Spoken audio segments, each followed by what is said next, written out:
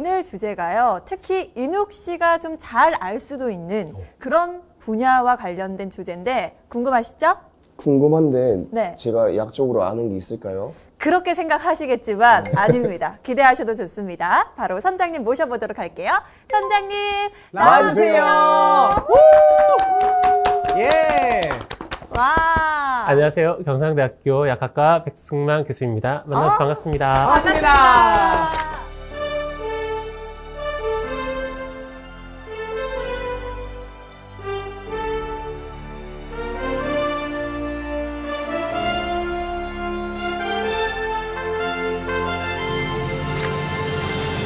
와, 선장님, 저희가 초반에 뭐 약 잘 챙겨 먹느냐, 운동선수였던 우리 인욱 씨와도 관련이 있을 수 있다, 이런 등등등 이야기를 했는데 좀 주제와 관련이 있죠? 네, 아주 많습니다. 이번 시간에 여러분들한테 말씀드리고 싶은 주제는 스테로이드 관련 이야기예요. 아프신 분이라든지 아니면 근육이라든지 뭐 여러 가지 우리 사회 전반에 걸쳐 있는 그런 약이기 때문에 오늘 많은 이야기를 할 수 있을 것 같아요.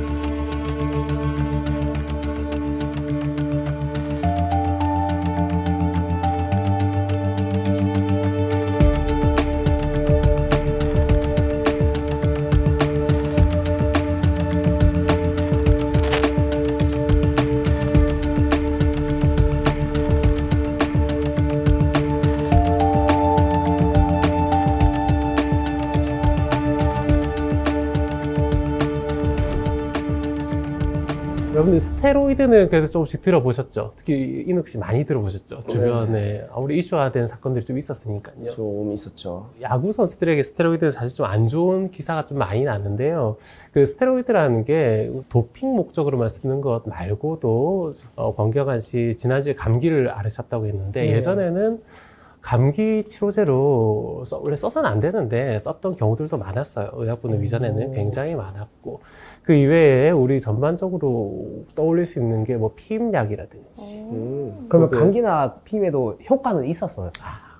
감기라기보다는 이제 염증을 줄여주는 용도로 많이 쓰였죠. 맞아요. 피부과가도 스테로이드 네, 처방이 맞습니다. 나오잖아요. 네, 피부염 치료하는데 많이 쓰곤 하죠. 우리 사회 전반에 스테로이드가 굉장히 많이 이제 영향을 미치고 있는데 그런 쪽에 대해서 아마 여러분들과도 좀 많은 이야기를 나눠볼 수 있을 것 같아요.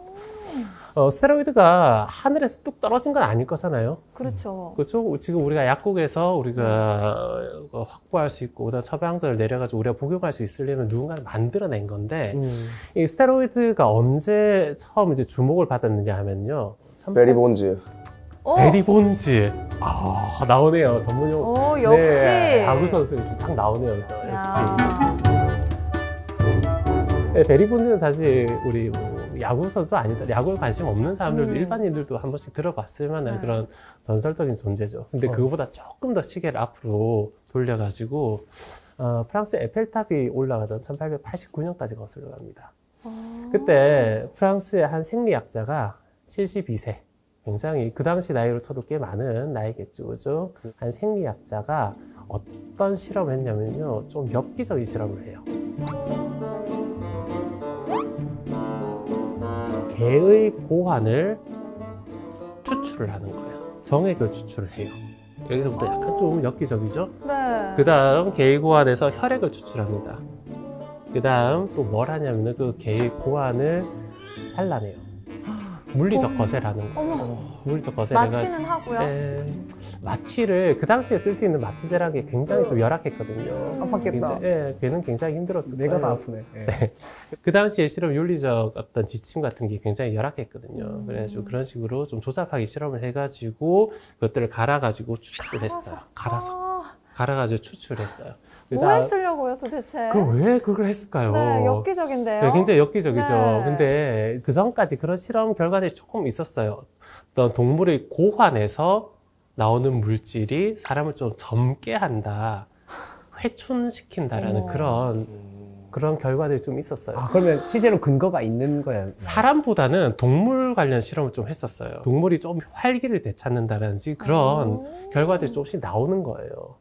그러면서 이제 이거를 사람한테 하고 싶은데 그럴 정도까지 수준은 안 됐었거든요. 1800년대 말에. 그런데 이 프랑스의 72세 생리학자, 이름은 샤를 에두아르도 브라운셰카드. 브라운셰카드라고 하는 이 사람이 그런 실험을 합니다. 그러면서 이 추출물을 1cc를 뽑아가지고 다른 개체한테 주입을 해요.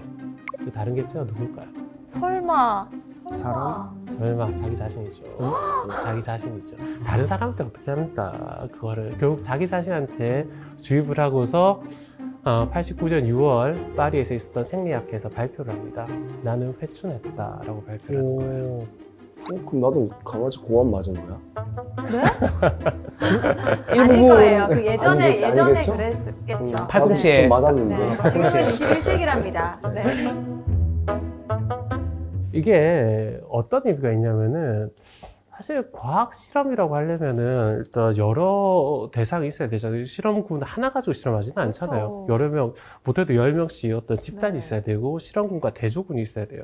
근데 그런 거 없이 그냥 자기 혼자 뽑아가지고 자기 혼자 추출해가지고 넣어가지고 나 회춘했다라고 하는 게 일단 실험에 일단 기본이 안 돼 있는 거고요. 네, 너무 과학자가 과학적이지 못한데요. 그쵸. 네. 72세 과학자면 그 당시에 사실 이 사람도 꽤 명성 있는 과학자였거든요. 근데 왜 실험을 이렇게 설계했는지는 잘 몰라요. 실험 대상을 선정하기가 어렵고 예. 그래도 일단 해볼 수 있는 게 유일한 자기 아마 뭐 그랬을 자신이었으니까. 가능성이 크죠. 근데 그래도 사실 누가 봐도 이거 신뢰할 수가 없다 이렇게 할 것 같은데. 그렇죠. 네. 이 사람이 이제 자기가 회춘했다라고 하는 근거도 이제 나중에 논문으로 또 발표를 해요. 그러니까 그것도 굉장히 조잡해요. 조사를 한 9번 정도 맞아요. 근데 9번 정도 맞기 전에는 30분 이상 집중할 수 없고 저녁에 집에 가면 그냥 뻗어 자기 바빴는데 아니더라. 주사를 맞고 나서는 내가 2시간, 3시간씩 일을 할 수 있고 집에 가서도 밥 먹고 또 논문을 쓰고 막 많은 일을 할 수 있다라는 굉장히 주관적인. 주관적인 네. 일기 아닙니까 그것은? 네, 그렇죠. 일기라고 봐야 되죠. 네. 사실 논문이라고 보기는 힘든데 오늘은 그거 눈물이 흘렀다. 이런. 그 결과를 정리를 해가지고 논문을 발표를 한 거예요. 그러면서 이 결과가 나오니까 학회장에서 이제 많은 학자들은 반박을 하죠. 그렇죠. 근거도 부족하고 실험 설계도 잘못되어 있고 그래가지고 어떻게 되겠느냐, 이제 은퇴해야 되는 거 아니냐라는 의견이 대부분이었는데 이 학회장 밖에서의 반응은 굉장히 폭발적이었어요. 원래 약간 이런 자극적이고 맞습니다. 이런 것들은 네. 좀 반응이 잘 오잖아요. 그렇죠. 그리고 이제 자기한테 실험했다는 것 자체가 굉장히 어떤 숭고한 그런 느낌이 나는 거예요. 어떤 아무도 실험을 하지 못했는데 이걸 자기한테 사람한테 직접 주입을 했고 다른 사람한테 하지 않고 실험 윤리랑 문제는 상관없잖아요.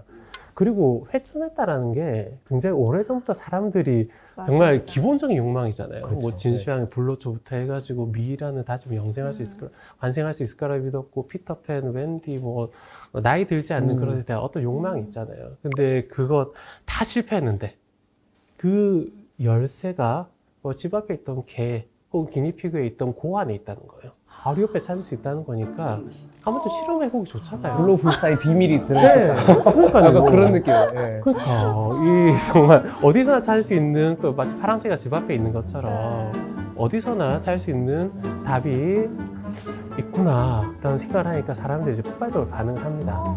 이제 학계와 일반 산업계의 약간 차이라고 볼 수 있죠. 그러면서 많은 사람들이 이 영약이라고 이름을 붙였어요. 영어로는 엘릭시르라고 부르는데 브라운셰카드의 엘릭시르를 판매를 하기 시작합니다. 판매요? 판매까지 합니다. 브라운셰카드 집 앞에 가가지고 어머. 제조법을 물어보고 그러면서 그렇게 광고까지 해가지고 1800년대 말에 판매를 시작을 합니다. 잘 팔렸을 것 같은데. 10,000병 이상 팔렸어요. 와. 그래서 그러니까 기록된 것만 10,000병 이상 팔렸고 그때 사갔던 사람들 중에 꽤 유명한 사람도 있어요. 그때 주사를 맞았던 사람 중에 누가 있냐면 퍼드 갤빈이라고 하는 사람이 있어요. 이 사람은 투수인데 메이저리그 투수예요. 진짜. 아는 선배야? 모르는 선배. 모르는 선배. 초면. 네, 좀 많이 선배네요. 네, 아주 높은 네. 전설적인 선배죠. 근데 이 사람이 그냥 이름 없는 투수가 아니라 메이저리그 300승을 와. 최초로 달성한 투수예요. 300승을 했는데도 몰라. 아니, 300승 달성한 사람, 뭐 최근에 랜디 존슨이나 뭐 그런 사람이나 알지. 100년 사람들 잘 모르잖아요. 근데 이 사람은 자기 전성기가 지나고 나서 300승을 하고 나서 그 이듬해 좀 확 꺾이거든요. 기세가. 그러면서 다시 또 기력을 회복하기 위해서 1889년에 대서양 건너 파리에서 이제 이런 일이 있었다는 걸 듣고 바로 그거를 주문해가 주사까지 맞아요. 와. 그러니까 이 사람은 이제 그걸 막 자랑하는 거예요. 나 야구를 잘하기 위해서 이런 것도 해봤다. 야구 선수들끼리 막 그런 이야기들 하잖아요. 근데 그 당시에는 뭐 이런 것들에 대한 윤리적 가이드라인도 없었고 그랬으니까 이런 것들이 나중에 좀 보도가 되긴 하죠. 자, 그러면 이 사람은 이제 실력이 올라갔을까? 그게 궁금합니다. 그쵸? 네. 전혀 안 올라가요. 전혀 안 올라가요. 브라운 시카드는 왜 젊어졌다고 했을까? 이런 것도 이제 위약 효과라고 부르죠. 아, 플라시보. 플라시보. 그렇죠. 그냥 맞으면 왠지 젊어진 같은 그런 느낌이 드니까. 맞아. 예, 심리적인. 예, 정말 심리적인 맞아요. 그런 변화이지 않았을까라고 네. 생각을 하고 있고, 그러면서 이제 실제로 과학적인 근거는 좀 부족하다고 보는 것이죠. 마치 생선 눈알 그거 먹으면 눈 좋아질 거야 하면서 맞아. 엄마가 맞아. 목뼈 먹으면은 목소리 노래 잘한다. 잘할 것 같고, 네. 잘한다. 네, 그런 생각, 그런 이야기 많이 하잖아요. 근데 엄마 실제- 그거 위약 효과였대. 네, 실제로 근거도 좀 빈약했죠.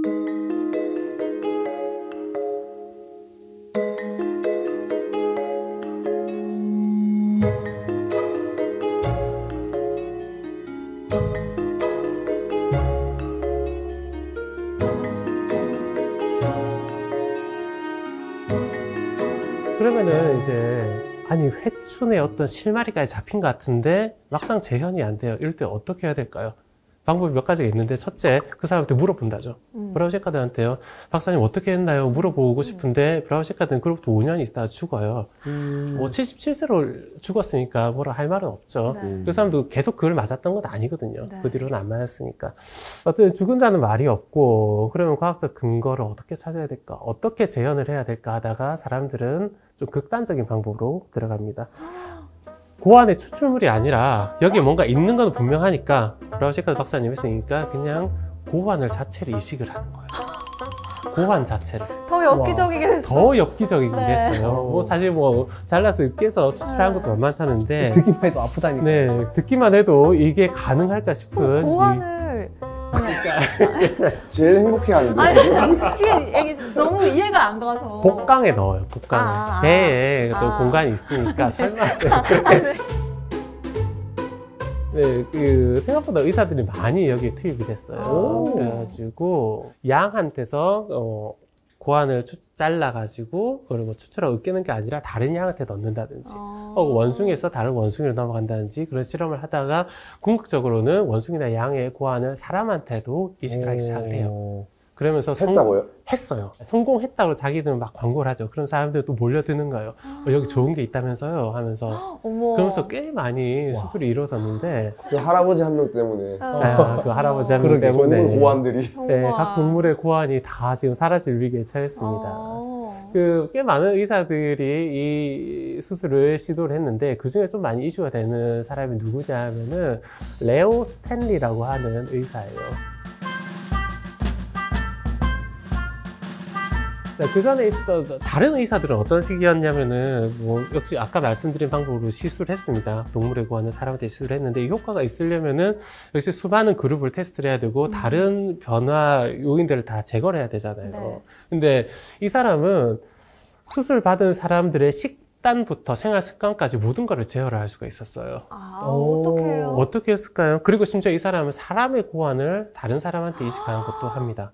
어떻게 했을까요? 그거 뺏긴 사람은 어떻게 해요? 뺏긴 사람 말이 없었어요. 아, 이 사람은 1000번의 수술을 했다고 자기 논문으로 발표를 해요. 근데 1000번이요? 1000번이에요. 뭐 논문 쓸 때는 항상 그 밑에 자기 이름과 소속이 나오거든요. 그 소속을 보면 이 사람이 어떻게 그걸 조절했는지를 알 수가 있어요. 이 사람은 교도소에서 근무하던 의사였어요. 혹시 사형수나 네, 사형수한테 이야기를 해가지고 사형수의 가족에게 편지를 보내는 거죠. 며칠에 사형을 집행할 거니까 이분의 고환을 내가 쓰겠다. 대신에 돈을 드리겠다. 뭐 그런 식으로 하는 거죠. 여기에 넘어갔던 분들도 있고 거부했던 뭐 유가족들도 있습니다. 실제 사형수의 고환 한 20개 정도 이식했다고 하고요. 나머지는 동물의 고환을 이식을 했어요. 그러면서 결과를 발표를 하죠. 자, 그 결과 발표한 거 보면은 1000번의 이식인데 정작 이식 받은 사람은 656명이에요. 왜 다를까요? 실패해서 죽었거나 한 사람이 2번 받은 거예요. 고환이식. 이게 몸에 좋다고 어떤 영양제처럼 생각을 하는 거예요. 논문에 따르면 제일 많이 이식 받은 사람이 7번을 받았어요. 9개네. 예, 예. 이럴 때 셈을 우와. 잘하네. 근데 근데- 갑자기 목소리 잘 나왔지? 근데 그 이식을 받은 게, 네. 고환 이식을 받은 게, 뭐, 지금처럼 혈관 봉합하고 신경까지 연결하고 그런 건 아니고, 그냥 복강에 던져 넣는 형태예요. 그러니까 밖으로 봐서는 티가 나지 않는 거죠. 혈관까지 막 연결하고 했으면 오히려 더 안 좋았을 거예요. 면역 거부 반응 그러네요. 나타나고. 네. 장기 이식도 여러 가지 중에 굉장히 고난이도 이식이거든요. 이종 이식이라고 하는데, 네. 이런 것들은 지금도 잘 안 되는 거거든요. 그걸 1920년대 면역 억제제도 없는데 하면 안 되죠.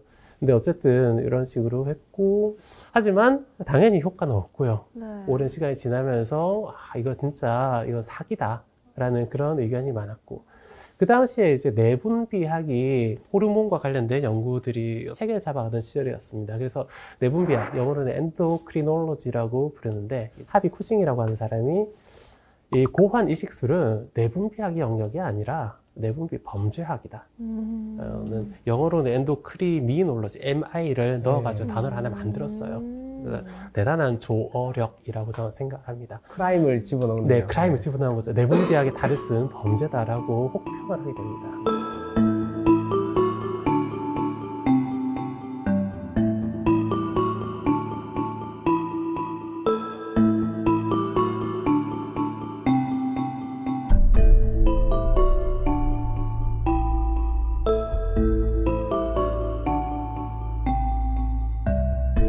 자, 그러다 보니까 이제 브라운시카드의 영약을 이제 포기할 법도 한데 사람들 집요해요. 포기 안 하는 거예요. 이제 브라운시카드는 죽었고 고환을 통째로 이식할 수도 없고 이제 포기해. 포기하지 않아요. 네. 주 성분을 찾기 시작합니다. 어. 여기서부터 이제 과학의 영역으로 들어갑니다. 아마 이제 과학 이야기 하는 거예요. 네, 드디어 과학이 나옵니다. 그전까지 뭐였어? 그전까지 약간 유사과학이라고 봐야죠. 근데 유사과학. 저는 하루 종일 내 고한 이야기만 하는 줄 알고. 사람들이 브라운시카드의 영약을 이제 생각을 하면서 고환에서 나오는 물질에는 뭔가 좋은 게 분명히 있을 것이다. 진짜 좋은 것만 한번 찾아보자. 고환 통째로 이식하면 안 되니까. 라고 생각을 하면서 그 물질을 드디어 분리해내는데 성공을 합니다. 오. 대단하죠. 여기는 학자들의 엄청난 집념이 있었어요. 일단 개나 양의 고환, 기니피그 고환 그런 거 말고 진짜 좀 정력이 좋을 것 같은 동물. 소 정도는 돼야 돼요. 황소, 그렇죠. 황소 고환도 한두 개 가지고는 안 돼요. 얼마를 모으냐면은 100kg을 모아요. 고환만 100kg. 고환만. 100kg. 네, 황소 100kg이 아니고 황소 한 마리도 안 되잖아요. 고환만 자른 무게 100kg을 모아서 여기서 드디어 이제 진짜 효과가 좋은 물질이라고 할 수 있는 테스토스테론. 우리 남성 호르몬의 대명사죠. 이 물질을 1935년에 찾아냅니다.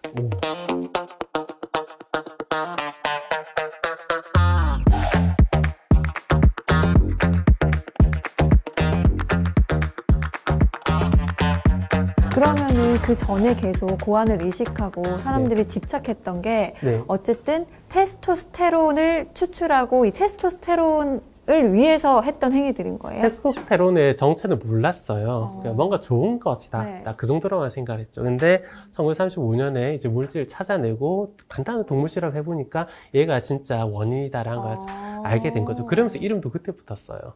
테스토스테론이 테스티스에서 이제 이름 유래하는데 테스티스는 고환이거든요. 정소. 고환. 테스티크. 그렇죠. 그 이름을 딴 그런 물질인 거죠. 드디어 이 물질의 이름이 생겼네요. 근데 황소고환 100kg에서 얼마를 추출해냈을까요? 그래서 적어도 10분의 1은 했으면 좋겠네요. 1억 분이에요. 1억 분이. 욕심이 과했네요. 혹시 과했죠. 1억 분이. 1억 분입니까? 대략 한 10mg 정도 불쌍한 황소. 추출해냈고, 네. 우리가 일상적으로 몸에서 하루에 만들어내는 테스토스테론의 양이 한 6mg 정도 돼요. 그러니까 정말 어떤 생산적인 효율 면에서는 추출하는 게 정말 터무니없는 거죠. 어떤 학술적인 가치는 있고, 최초로 이제 찾아냈다라는 그런 의미는 있죠. 근데 이 최초로 가는 길이 정상으로 가는 길이 꼭 하나만 있는 건 아니잖아요. 비슷한 시기 독일의 다른 학자도 연구를 합니다. 독일의 다른 학자는 고환을 잘라내서 하는 건 너무 엽기적이다 해가지고 다른 방식을 택해요. 또 뭘 잘라내요? 잘라내지 않아요. 네. 이번에는 고안에서 생산을 하지만 결국 우리 장기로 혈류를 통해서 흐른다고 했잖아요. 네. 그래서 그 혈류가 나중에 다 어디로 나오죠? 소변으로 나오잖아요. 소변에 있을 것이라고 생각한 것이죠. 고안은 잘라내야 되지만 소변과 모으기만 하면 되잖아요. 네. 그리고 소변은 그냥 굳이 뭐 황소 안 모아도 돼요. 사람의 소변을 모으면 됩니다. 그러면서 이 독일의 제약회사는 이제 사람의 소변, 사람도 그냥 소변도 아니라 좀 남성이 뿜뿜하는 사람, 누구냐면 경찰관. 경찰관들만 다 모집해가지고 소변을 15톤을 모아요. 경찰 소변 15톤이요. 15톤이면 어지간한 작은 방 하나 채울 수 있는 정도의 일단 뭐 양이. 자르진 않지만 엽기적이긴 하네요. 네. 이제 그 전까지 좀 엽기적이었더니 좀 더러워졌어요. 네. 그렇죠. 이 더러운 이 소변 15톤 더럽지만 보통 순고한 일은 다 더러운 데서 또 시작을 해요 보면은. 자, 여기도 그 생산율이 그렇게 좋지는 않겠죠. 소변 안에 그 있어봐야 얼마나 있겠습니까. 근데 나중에 이제 화학 구조식까지 밝혀져요. 구조식까지 밝혀지고 나니까 이 물질이 어떻게 생겼는지를 알게 돼요. 생긴 구조를 보니까 그 전에 우리 동맥경화의 주범이라고 부르는 콜레스테롤의 구조와 너무 비슷한 거예요. 콜레스테롤. 네, 콜레스테롤. 콜레스테롤에서 테스토스테론과 같은 남성 호르몬 혹은 여성 호르몬들이 다 나오는 거예요. 그러면서 학자들이 이거는 스테롤과 유사한 물질이다 라고 해가지고 이 물질을 통틀어서 스테로이드라고 이제 부르기 시작합니다. 거기서 나온 거였어요? 네, 스테로이드라는 이름 자체는 스테롤과 유사한 물질. 스테롤은 콜레스테롤 말고도 되게 많거든요. 식물성 스테롤도 있고 그냥 통틀어서 다 그냥 스테롤이라고 부르는데 스테롤 유사한 물질이라고 보면 되는 것이죠. 콜레스테로이드 이렇게 나온 거예요. 네, 그렇습니다.